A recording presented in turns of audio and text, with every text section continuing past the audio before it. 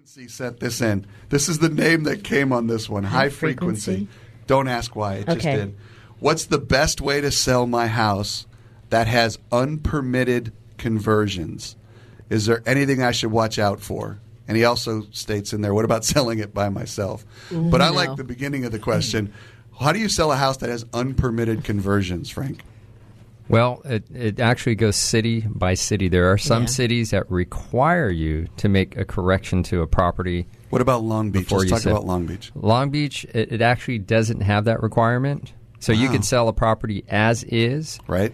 If code enforcement or building and safety don't know about it, they may know about it eventually during the course of the sale, because think about it, you've got buyers interested in the home. A smart buyer is going to go do their due diligence. They're going to go to the city. They're going to ask for a permit history. They might even go to code enforcement and say, hey, I'm looking at this house and the garage is converted, and I was just wondering, is there any violations, active violations?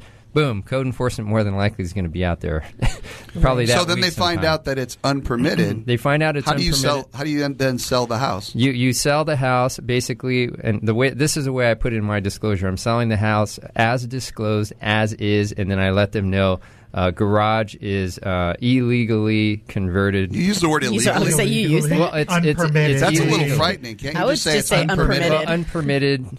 It's same thing. We can But put it's frightening to say. Well, there's a second part to this, and the lending getting a loan. You're going to reduce. You're because most lenders will not lend if there's unpermitted additions. And I have had appraisers go out to a house that I knew had a converted garage, and they didn't say a thing about it. Well, here's the thing. At least on the lending side, I think we're going to be mostly concerned with what the appraiser is going to say. If the appraiser goes in there and it sees, okay, this is done in a air quotes, workmanlike fashion, it'll be okay. They're just not going to include that additional room or something within the price. But then you knock the square footage down if that room is 200 square feet. You can't consider it legal. You're not going to consider it legal when it's living done. So it doesn't exist. Right. It doesn't exist. It's not part now, of the legal living square. The lender's going to get involved if the appraiser says, okay, this isn't done, this is actually a safety hazard, this needs to be done, then the lender's going to come in and require that to be done. And the problem with the converted garages is most garages don't have multiple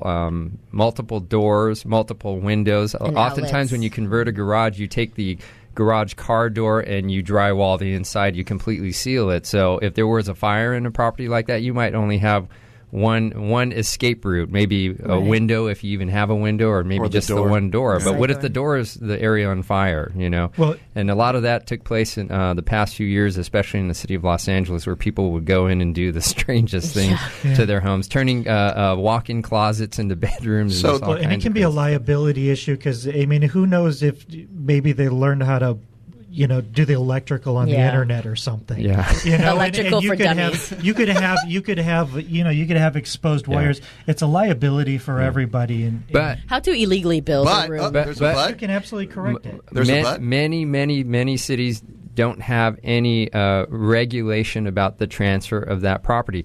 Right. The only thing that they'll ask is that the buyer be fully disclosed that when they buy the property, and especially if the city is aware of the issue, that they are now on the hook and they could now be on a timeline, because more than likely the city could put some kind of citation on it and it's going to give them, 30, 60, 90 days to make that correction.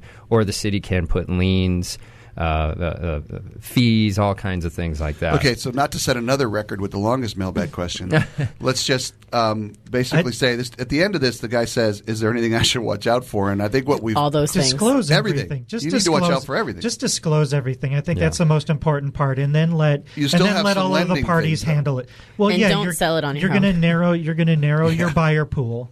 Absolutely, but disclose everything. Yeah. That's the best way to protect yourself. And you might find that spending maybe $2,500 of demo cost to put the garage back to a garage might make you another $5,000 or $10,000 on the sale of the house. Yeah. Right. Okay. Well, thanks for sending that in. High frequency.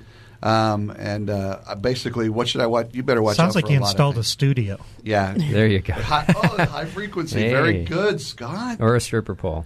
And it must be chrome. It's all about the chrome.